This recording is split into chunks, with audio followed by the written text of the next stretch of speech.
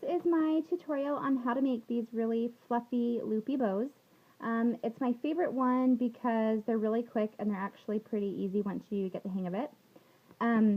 First, what you're going to want to do is take about 2 feet of ribbon and cut as many as you want. I have 3 different kinds here and I have 4 ribbons.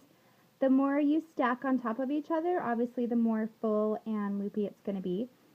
But you can still make it pretty loopy and fluffy even just with a few. And this is all I had to work with today, so we are just going to go at it. Then you're going to want to have one of these big clips. I like to take off the back piece, be really careful to make sure you don't break it, and then take out this center piece as well. This makes it a lot easier so you're not having to like constantly keep the outside of the clip out of the way. And then you need this wire.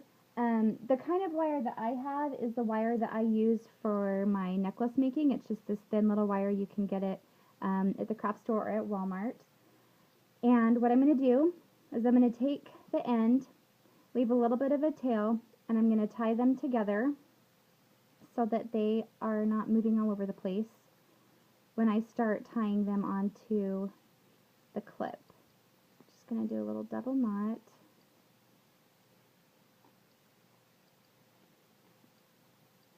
Make sure it's really secure. Okay, and then you want to try and keep these on top of each other and in line as much as possible. It's not really easy. You have to do a lot of pinching and holding them really tight in place so that they'll stay where you want them to stay and they don't get too messy.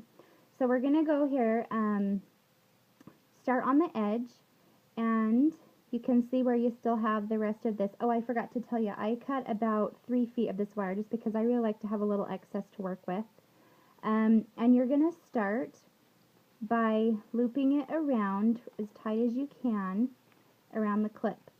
And then you're going to take it and loop it up a couple of inches, push it to the edge, and continue to tie these around as tight as you can. Do another loop, push it up as far as you can, and again you're going to want to hold all of this really tight in place. So when you're wrapping these around, you're grabbing the wire, holding it in place, and pulling as tight as you can. And the more loops you can get in here, obviously the more full it's going to be. So you'll just want to keep shoving those loops